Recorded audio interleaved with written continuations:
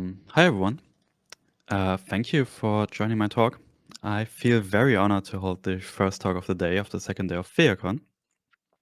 And originally, this talk was supposed to be about the language engineering framework Langium, as well as the Theia IDE framework. However, during the course of creating the slides, I've actually shifted my focus a bit. I've lost my focus again, and so on. And now it's about something different, actually. But it's still about Theia. It's still about Langium. You will see. So this is less about technical details, which it used to be, but instead it became an adopter story. But don't worry, we'll still go into technical stuff and this journey about towards languages in the cloud. So I'm Mark, and I'm a software engineer with TypeFox. We are a specialized consulting company and offer special services for building custom languages, such as domain-specific languages, DSLs, programming languages, general purpose programming languages in particular, and IDEs, and basically combine them together in one product. And I myself mainly working on open source projects. So for one, there's Theia, where you will usually see me either reviewing a pull request or answering questions on the GitHub discussions forum or the Discuss forum. You will rarely see me contribute as well, but I've been, well, a bit less active in that area at least. And I'm also, the reason for that is that I'm the dev lead for the Langium project, which I'll be talking about later a bit more about. So, like I've said, I've lost focus a bit. So this is more of a personal story of how I wrote my first papers for university while pursuing my computer science degree, how I got into open source in general, and finally, how I got started professionally working on programming languages and IDEs. And while the last 3 points kind of fit together fairly well, the first one might stick out like a sore thumb and might seem a bit weird, but just stick along with the journey and this will kind of fall into place. So back in 2018, when I started writing my first papers for classwork, a friend of mine recommended me to use TechWorks to write LaTeX documents. For those unaware, TechWorks is a basic bare bones editor for creating LaTeX documents. So it is basically built into most LaTeX distributions. And it doesn't really help anyone creating or learning LaTeX, the LaTeX language or the LaTeX compiler in any way. So for me, who had no prior experience with LaTeX, I was quickly growing frustrated with it. And so, like most software engineers at this point, I started building my own solution. And so, in fact, I grew so frustrated that I built my own LaTeX IDE. So back in 2018, I started working on Duckdown, which is a small Windows app to create PDFs based on markdown documents. And as you can see in this image, it's fairly similar to fairly well-established IDEs, such as Visual Studio, for example, even down to the icons. And in building Duckdown, I learned quite a lot about IDEs, programming languages, and so on. And the first thing which I learned about, especially being just a computer science student who really didn't do a lot of application programming back then, I started working with open source products or software.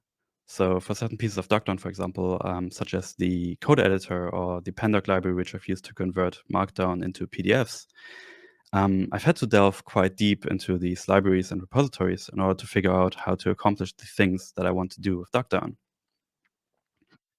And so I've conceived these products, but I've also wanted to give something back and to enable collaboration on the tool. And so I've open sourced Duckdown. It's on GitHub. You can search for it, I guess, on Google, I believe. But I won't link it here. It's a mess. And my fellow students were actually quite interested in this as well. And so they started using it. Some of them became quite active, contributing a lot of bug reports and feature requests. One of these bug reports comes to mind especially.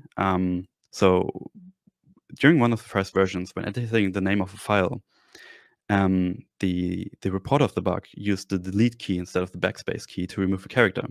And so what my application did was to remove the whole file from disk without any trace left, without even asking. And so obviously, this was quite a critical oversight. But I wouldn't have found it myself if it wasn't for the bug report, and I probably would have ran into it later as well. So it was quite an advantage to open sourcing the whole product. And obviously, I learned quite a lot about basic IDE functionalities. So how to create a workspace manager, for example, how to basically draw a tree based off of that, and all the code editor components, the integration into a compiler, the integration into different languages, such as BibTeX for bibliography entries and Markdown for, well, the whole document editing stuff. And so this was quite an experience, and I've learned a lot from that. But there were also a few issues. So this being basically my first like real application, um, it was an architectural nightmare. And so everything was kind of hard-coded and hardwired in there. There was little to configure. You couldn't add any new languages using something like an extension mechanism or a plugin mechanism. Everything was just there, and you either had to use it or you don't. So with very little to add. And another thing which comes to mind in regards to the architecture is that basically everything, even the language support, was just running in a single thread on the main UI thread. And so after a while, when you had a large document, you could actually see how your computer struggled with each new keystroke to highlight the whole file. And so after a year, I basically stopped working on it. I wrote my bachelor's thesis in this tool, but afterwards, I've never touched it ever again, neither the application itself or the code. And it's mainly due to me, well, seeking full-time employment as a professional software engineer, which I quickly found at an unnamed company. And although I was originally supposed to be a DevOps engineer there, I instead took up maintenance for an internal legacy tool. And this tool actually was an Eclipse IDE plugin, which was developed by a senior engineer, which soon after me joining the company actually left. So I had to take over the whole maintenance. But the tool was fairly simple in that regard, that it had basically only two features. So for one, it contributed a DSL for database schema descriptions to Eclipse, for which you could, for example, define tables and indices and so on, and then have a second functionality in which you generate SQL code from that for different databases, something like Oracle and Postgres and so on, which was a requirement for the company back then, because all their actual products needed to run on different databases if the customer wanted it to. And so they've decided to build that tool internally. And I've quickly been told that the whole tool is built on Eclipse Xtext. And to those unfamiliar, it's a Java framework for building domain-specific languages and programming languages. And obviously, it's part of the Eclipse Foundation. And its main driving feature is its grammar language, where you describe your own language using an EB and F style syntax. And then Xtext just derives all sorts of information from this grammar. So for one, obviously, it's able to create a parser for your language, and then also a ton of interfaces which represent the abstract syntax tree of your language. And so this was quite eye-opening to me, because for everything else, or everything previously which I did, was practically handcrafted and very complex and very annoying to deal with somehow. And I found this tool, Xtext, to be very handy in this area, especially when it came to providing all sorts of cool IDE features. So Xtext provided me with code completion, cross-reference resolution, going to declarations, finding references, renaming stuff, and so on. All of this came kind of out of the box, and I didn't really have to deal with all the complexity that sat behind all of this. And I've really enjoyed using it for its time, especially because it enabled me to do quite a lot with relatively little work. So me being the maintainer of the tool, I could just add new features by extending the grammar, without having to navigate something like a web-based UI application or something. And fairly complex features could be fairly simple, if done right, at least. And one other advantage was that, well, the whole target platform, so the DSL, was always targeted at developers. So I had very little work to integrate everything. My users could already use Git, so everything kind of fit together. And another cool thing at the time was that Xtext was fairly integrated into the whole Eclipse ecosystem. So obviously for the Eclipse IDE and also the Eclipse modeling framework. But the whole last point meaning its whole Eclipse ecosystem integration, wasn't really an advantage to us. And this had one simple reason, because this was like a Java software house, but all the Java developers started leaving the Eclipse platform for JetBrains and Microsoft products, something like Visual Studio Code or Visual Studio and IntelliJ IDEA. And so just to use this one Eclipse plugin, people had to install a full IDE basically. And obviously that was quite a hassle, so they didn't want to do that. And this was also kind of associated with a few performance issues. So still coming from the previous maintainer, there were a lot of, well, not well-designed features in there. And sometimes when you wanted to save a large workspace, for example, your whole IDE basically became unresponsive for a minute while the Xtext framework was still figuring out what to show the user. So this wasn't the fault of either Eclipse nor Xtext, but rather of our own implementation. But nevertheless, the users weren't really fond of that. And so this is where our adopter story begins now. We've actually moved to Eclipse Theia. So at this point, I was still fairly new at the company. I had very little responsibility. And so I was able to basically, well, persuade my boss that we should maybe look for something different, something that would enable our developers just to work a little bit more efficiently. And I've investigated a bit, and I found a seemingly very simple solution to this problem, so which was Eclipse Theia. So the idea basically was to just have Theia running in a web container somewhere, and our users just using a simple browser to access that, and have all the language smartness, which they know from the Eclipse plugin, all in their browser. And they don't have to install anything. They don't have to worry about like all of the annoying things which came with Xtext, such as, or with Eclipse rather, such as the whole saving issue, which I was just talking about. So yeah, this would be quite a cool idea. But the implementation wasn't as simple as that. So for one, obviously, Java, Xtext being a Java framework and Theia being written in TypeScript/JavaScript, couldn't be easily interoperable. And so I needed some way to let Xtext communicate with Theia. And after a bit more of investigation, I found that Xtext actually supports the language server protocol. So that's a protocol written by Microsoft in 2016, which enables basically any kind of IDE to speak with any kind of language service provider. Something like Xtext, something like TypeScript, whatever you basically want. You can have a language server for any kind of language. And this was quite cool, but didn't really help me as much, because Theia doesn't speak the language server protocol, at least not directly. But what Theia does do is it's capable of running the VS Code extension API. So Theia uses the same extension API as VS Code, and therefore you're able to install just any Visual Studio Code plugin in there. And that means, well, if we are able to somehow run our language server through the Visual Studio Code extension API, we would be able to run it in Theia as well. Luckily, someone beat us to that idea already. We didn't have to write our own adapter for this. Instead, Microsoft did it themselves.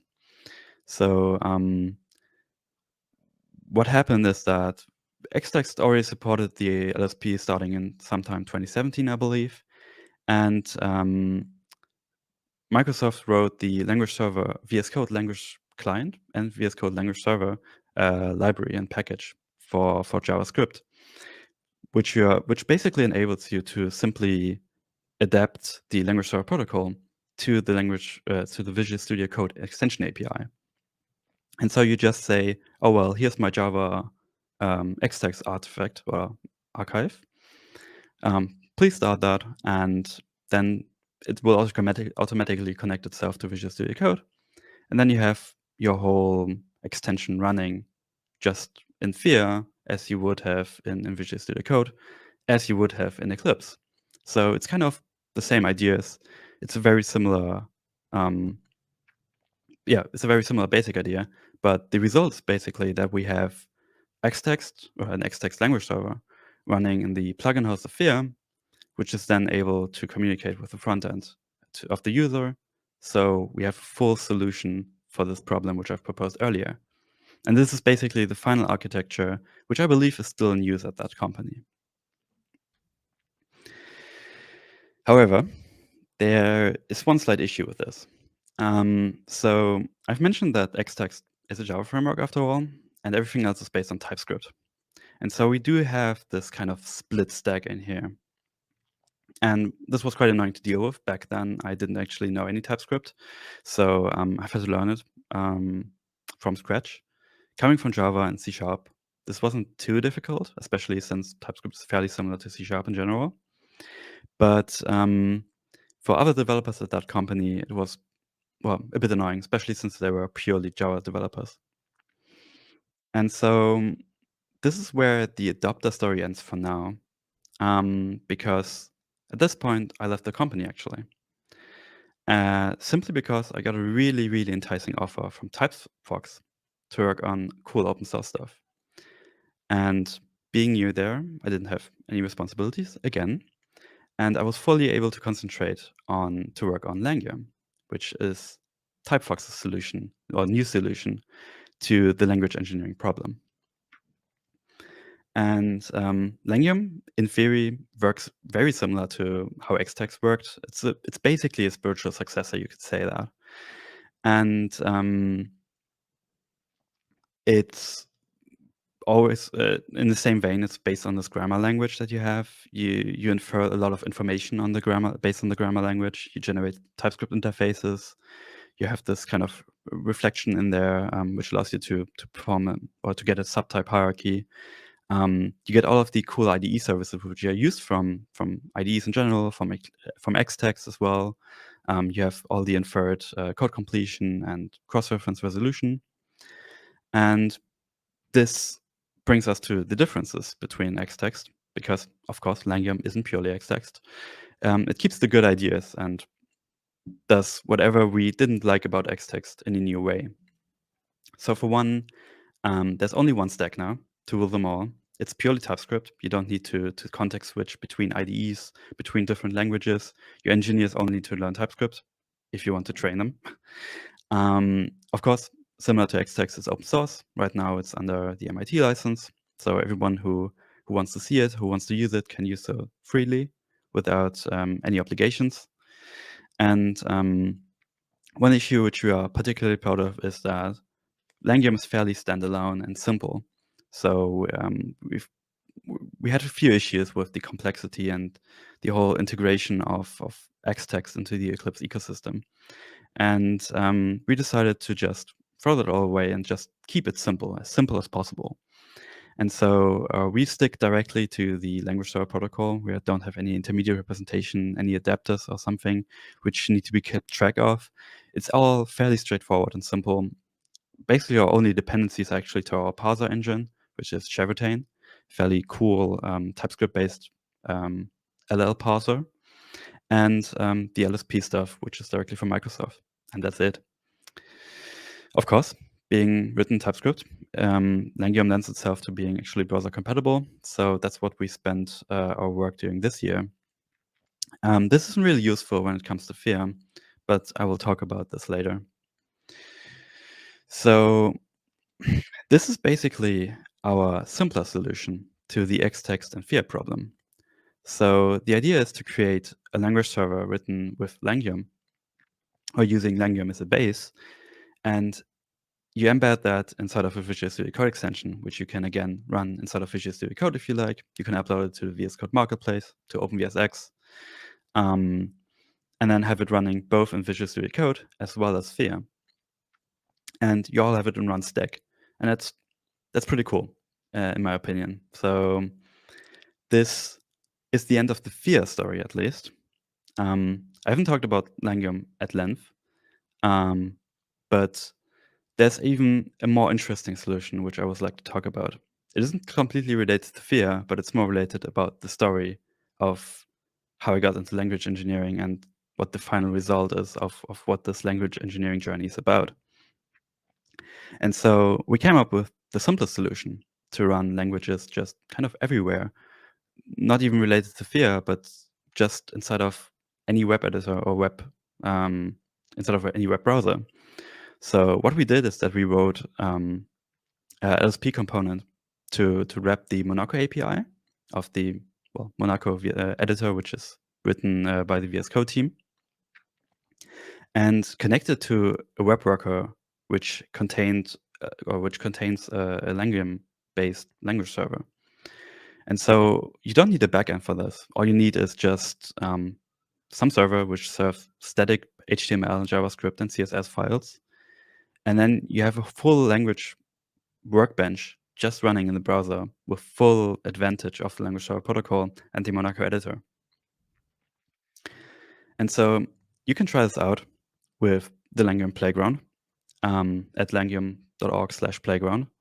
You have everything in there. You have a grammar language, and as soon as you type in any changes, it will update the content. So you have a synchronized editor which runs the language for which you've written your grammar for. And so this is actually the final step of our language engineering journey. So what we've been talking about was how I've been solving some LaTeX problems, which got me into this whole mess in the first place. And I didn't even solve it really successfully because Duckdown in the end was still a mess.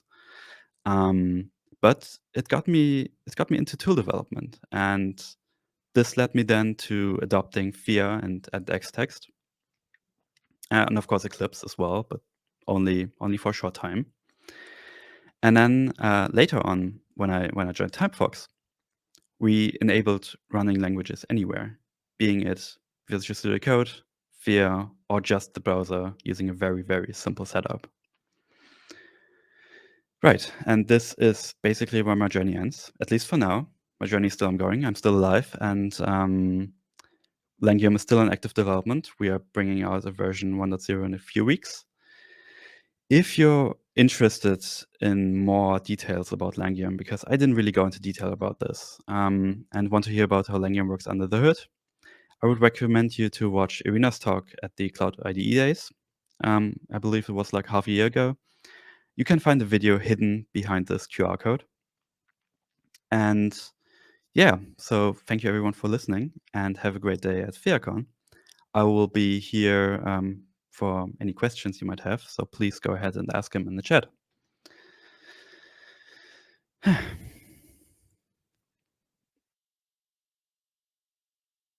It's weird when there's no one to clap. All right. So far, no questions.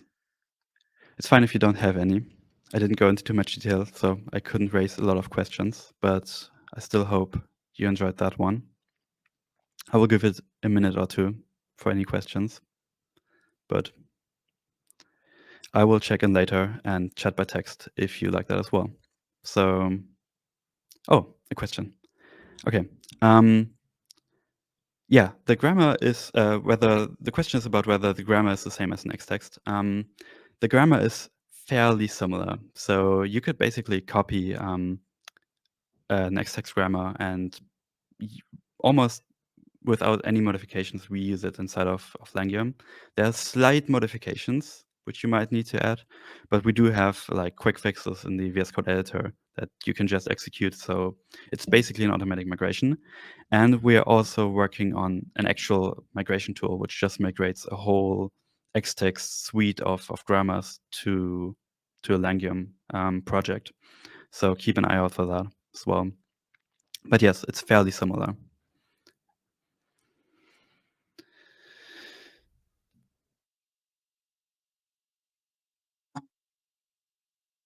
All right. So a larger question. So language engineering tools like Xtext and Langium are a form of model-driven development, but they encourage you to make your language first and then use the emergent model. Can we describe this model approach as LDD? Yeah, language-driven development.